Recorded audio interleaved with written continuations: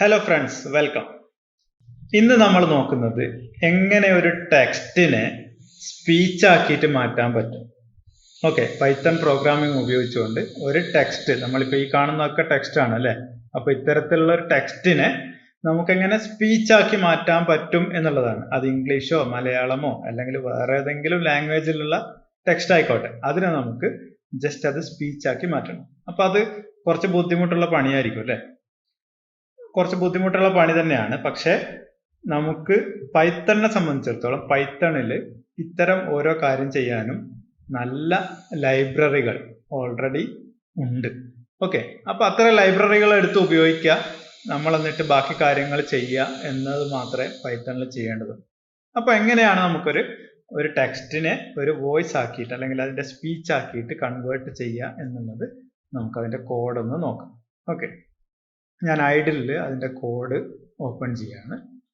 അപ്പോൾ ആ കോഡിൽ പിന്നെ GTTS, ഞാനിവിടെ നേരത്തെ കാണിച്ചത് GTTS എന്ന് പറഞ്ഞാൽ പിന്നെ ഗൂഗിളിന്റെ ഗൂഗിൾ ടെക്സ്റ്റ് ടു സ്പീച്ച് എന്നുള്ള ഒരു പൈത്തൺ ലൈബ്രറിയാണ്. ടെക്സ്റ്റിനെ സ്പീച്ചാക്കി മാറ്റാൻ വേണ്ടിയിട്ട് ഗൂഗിള് തയ്യാറാക്കിയിരിക്കുന്ന ഒരു ലൈബ്രറിയാണ് GTTS എന്നുള്ളത്. ഓക്കെ, അപ്പൊ അത് ആദ്യം ഇമ്പോർട്ട് ചെയ്യുക. അഥവാ നമ്മൾ അത് ഇൻസ്റ്റാൾ ചെയ്തിട്ടില്ലെങ്കിൽ പിന്നെ പിപ്പ് ഇൻസ്റ്റാൾ GTTS എന്നുള്ള രീതിയിൽ അതാദ്യം ഇൻസ്റ്റാൾ ചെയ്യണം.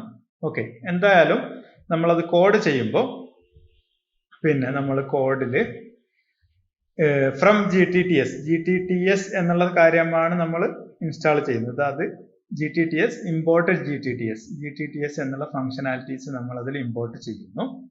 അതേപോലെ ഇമ്പോർട്ട് OS, ഓപ്പറേറ്റിംഗ് സിസ്റ്റത്തിന്റെ സിസ്റ്റം അല്ലെങ്കിൽ ഇത് പ്ലേ ചെയ്യാനുള്ള സംവിധാനം നമ്മൾ ഉപയോഗപ്പെടുത്തുന്നുണ്ട്. അതുകൊണ്ട് നമ്മൾ ഇമ്പോർട്ട് OS ഇമ്പോർട്ട് ചെയ്യുന്നു. അതേപോലെ IO, ഇൻപുട്ട് ഔട്ട്പുട്ട്, നമുക്ക് പിന്നെ ഇത് സേവ് ചെയ്തിട്ട് പ്ലേ ചെയ്യാൻ വേണ്ടിയിട്ട് IO സംവിധാനം കൂടെ നമ്മൾ ഉപയോഗിക്കുന്നു.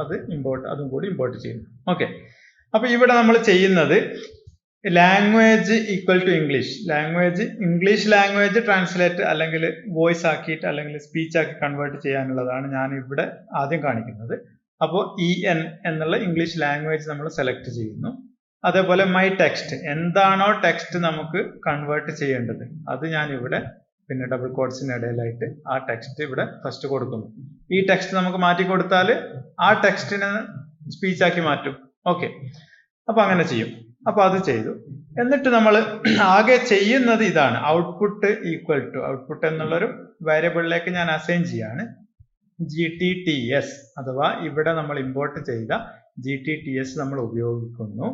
അതിനകത്ത് ടെക്സ്റ്റ് ഈക്വൽ ടു, എന്താണോ ടെക്സ്റ്റ് ആ ടെക്സ്റ്റ് ഞാൻ ഇവിടെ അസൈൻ ചെയ്തിട്ടുണ്ട്. അത് ടെക്സ്റ്റ് ഞാൻ പറഞ്ഞു മാറ്റി നമുക്ക് ഇഷ്ടമുള്ള ടെക്സ്റ്റ് നമുക്ക് കൊടുക്കാം. ഇപ്പൊ text equal to my text, ഈ ടെക്സ്റ്റ് ആണ് ഞാനിവിടെ പിന്നെ സ്പീച്ച് ആക്കി കൺവേർട്ട് ചെയ്യാൻ വേണ്ടിയിട്ട് ഉപയോഗിക്കുന്നത്. അതേപോലെ ലാംഗ്വേജ് ഈക്വൽ ടു ലാംഗ്വേജ് ഞാൻ ഇവിടെ ഡിഫൈൻ ചെയ്തിട്ടുണ്ട് ഇംഗ്ലീഷ് ആണെന്ന്. അപ്പോൾ അത് ആ ലാംഗ്വേജ് ആണ് ഉപയോഗിക്കുക. അതേപോലെ ജസ്റ്റ് ഇവിടെ സ്ലോ ഈക്വൽ ടു ഫാൾസ്, അത് അത്ര ഇമ്പോർട്ടൻ്റ് അല്ല. നമ്മൾ സ്ലോ ആയിട്ടാണ് നമ്മുടെ വോയിസ് കേൾക്കേണ്ടതെങ്കിൽ സ്ലോ ഈക്വൽ ടു ട്രൂ എന്ന് കൊടുത്താൽ മതി. ഇപ്പം സ്ലോ ഈക്വൽ ടു ഫാൾസ് എന്ന് കൊടുത്താൽ നോർമൽ ആയിട്ടുള്ള സ്പീഡ് തന്നെയാണ് നമ്മൾ വോയിസ് കേൾക്കുക. ഓക്കെ, എന്നിട്ട് അതിനെ ആ ഔട്ട്പുട്ടിനെ ഡോട്ട് സേവ് ചെയ്യുന്നു. എന്തായിട്ട് ഔട്ട്പുട്ട് ഡോട്ട് MP3 എന്നുള്ളൊരു MP3 ഫയലായിട്ട്, നമുക്കൊരു വോയിസ് ഫയലായിട്ട് MP3 ഫയലായിട്ട് നമ്മൾ സേവ് ചെയ്യുന്നു. ഓക്കെ, എന്നിട്ട് OS.system, അത് സ്റ്റാർട്ട് ഔട്ട്പുട്ട് MP3 ആ ഫയലിനെ ഞാൻ നമ്മുടെ സിസ്റ്റത്തിലെ പിന്നെ ഓഡിയോ പ്ലെയർ ഉപയോഗിച്ചുകൊണ്ട് അതിനെ സ്റ്റാർട്ട് ചെയ്യാൻ വേണ്ടി പറയാണ്. അത്രേ ഉള്ളൂ. ഓക്കെ, അപ്പൊ ഞാനിത് ഈ കോഡ് നമുക്കൊന്ന് റൺ ചെയ്ത് നോക്കിയാൽ, റൺ മൊഡ്യൂൾ, ഞാനത് റൺ ചെയ്താൽ നമുക്ക് ഈ പറയുന്ന കാര്യം ഹൗ ആർ യു എന്നാണ് ഞാൻ അവിടെ ടെക്സ്റ്റ് കൊടുത്തത്. അപ്പോൾ അത് ചെയ്തിട്ട് നമുക്ക് വോയിസ് കേൾപ്പിച്ച് തരികയാണ് ചെയ്യുന്നത്. ഓക്കെ, അപ്പൊ ഇത് റൺ ചെയ്യുമ്പോൾ തന്നെ പിന്നെ എന്താ പറയാ, നമ്മുടെ സിസ്റ്റത്തിൽ എന്താണോ പിന്നെ വോയിസ് അല്ലെങ്കിൽ പിന്നെ MP3 പ്ലെയർ ഉള്ളത് അത് ലോഡ് ചെയ്തിട്ട് അത് ഉപയോഗിച്ചുകൊണ്ട് നമുക്ക് പ്ലേ ചെയ്ത് കേൾപ്പിച്ച് തരികയാണ് ചെയ്യുന്നത്. ഓക്കെ, അപ്പൊ നമ്മുടെ പ്ലെയർ ലോഡ് ചെയ്ത് വന്നു. എന്നിട്ട് ഹൗ ആർ യു എന്ന നമ്മുടെ ടെക്സ്റ്റ് പിന്നെ നമുക്ക് സ്പീച്ച് ആയിട്ട് ഇവിടെ കേൾപ്പിച്ച് തന്നു. ഓക്കെ, ഇനി നമുക്ക് ആ ടെക്സ്റ്റ് ഒന്ന് ജസ്റ്റ് മാറ്റിയിട്ട് വേറെ ടെക്സ്റ്റ് മാറ്റി കൊടുത്തു നോക്കാം. ഞാനൊരു വേറൊരു ടെക്സ്റ്റ് ഇവിടെ സേവ് ചെയ്ത് വെച്ച പൈത്തണിനെ കുറിച്ചുള്ളൊരു ടെക്സ്റ്റ്. ഓക്കെ, ഇത്രയുള്ളൊരു ടെക്സ്റ്റ് ഞാനിത് Ctrl+C അടിച്ച് കോപ്പി ചെയ്യുന്നു. എന്നിട്ട് ഹൗ ആർ യു എന്നുള്ളതിന് പകരം ഞാനത് മാറ്റിയിട്ട് വേറൊരു ടെക്സ്റ്റ് കൊടുക്കുകയാണ്. ഓക്കെ, വേറൊരു ടെക്സ്റ്റ് കൊടുത്തു. Ctrl+S ഞാൻ സേവ് ചെയ്തു. ഓക്കെ, ജസ്റ്റ് സേവ് ചെയ്ത് അത്രേ ഉള്ളൂ. എന്നിട്ട് നമുക്കൊന്നുകൂടി എന്ത് ചെയ്യാം, പിന്നെ ഇതൊന്ന് റൺ ചെയ്ത് നോക്കാം. റൺ മൊഡ്യൂൾ ഒന്നുകൂടി റൺ ചെയ്താൽ ആ പുതിയ ടെക്സ്റ്റ് ഇനി നമുക്ക് ഓഡിയോ ക്രിയേറ്റ് ചെയ്തിട്ട് നമുക്ക് പ്ലേ ചെയ്യുന്നത് പുതിയ ടെക്സ്റ്റ് ആണ്. ഏതാണോ ടെക്സ്റ്റ് നമുക്ക് വേണ്ടത് ആ ടെക്സ്റ്റ് ആണല്ലോ നമുക്ക് പ്ലേ ചെയ്യേണ്ടത്. അപ്പോൾ ഇനിയിപ്പോൾ നമ്മൾ പുതിയ കൊടുത്ത ടെക്സ്റ്റ് ആണ് നമുക്ക് കേൾക്കുക.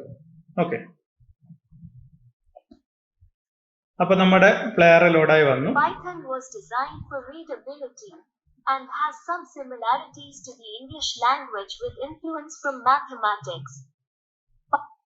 അപ്പോൾ ആ ടെക്സ്റ്റ് നമ്മളിപ്പോൾ മാറ്റി കൊടുത്ത ടെക്സ്റ്റ് നമുക്ക് എന്ത് ചെയ്തു, പ്ലേ ചെയ്ത് കിട്ടി.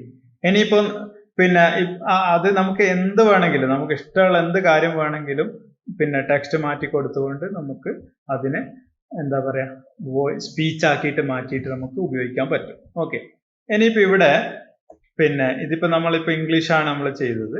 ഇനി ജസ്റ്റ് ലാംഗ്വേജ് നമ്മൾ മാറ്റി കൊടുത്താൽ ഇപ്പം ഇംഗ്ലീഷിന് പകരം മലയാളമാക്കണമെങ്കിൽ ML എന്ന് കൊടുത്തു. അതേപോലെ ഈ ടെക്സ്റ്റ് നമുക്കൊരു മലയാളം ടെക്സ്റ്റ് കൊടുക്കാം. ഞാനിവിടുന്ന് പിന്നെ പൈത്തണിനെ കുറിച്ച് എന്നുള്ള അതിൻ്റെ മലയാളം കോപ്പി ചെയ്തു. എന്നിട്ട് ഈ ടെക്സ്റ്റിൻ്റെ പൊസിഷനിൽ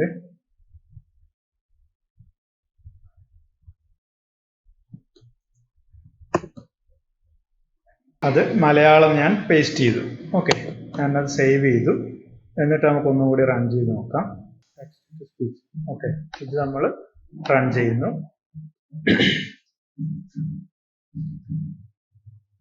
റൺ ചെയ്ത് നോക്കിയാൽ ഇനി നമുക്ക് മലയാളത്തിൽ ആ സ്പീച്ച് അല്ലെങ്കിൽ മലയാള ടെക്സ്റ്റ് ആണല്ലോ നമ്മളിപ്പോൾ കൊടുത്തത്. അപ്പോൾ ഇനി നമുക്ക് മലയാളം ടെക്സ്റ്റ് കിട്ടും. അപ്പോൾ നമ്മുടെ പ്ലെയർ ലോഡ് ചെയ്ത് വന്നു. പൈത്തൺ വായനാക്ഷമതയ്ക്കായി രൂപകൽപ്പന ചെയ്തതാണ്. ഇംഗ്ലീഷ് ഭാഷയ്ക്ക് സമാനമായ ലളിതമായ വാക്യഘടനയാണ് പൈത്തണിൽ. ഓക്കെ, അപ്പോൾ മലയാളത്തിലുള്ള ടെക്സ്റ്റ് നമുക്ക് സ്പീച്ച് ആക്കിയിട്ട് തന്നു.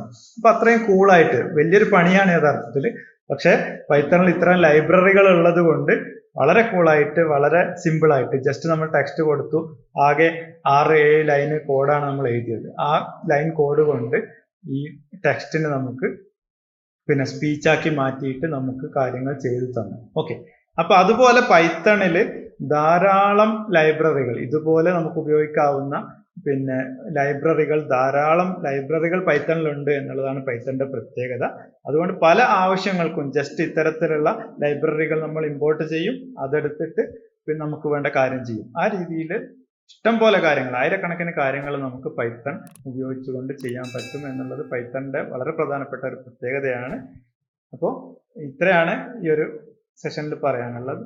See you next time.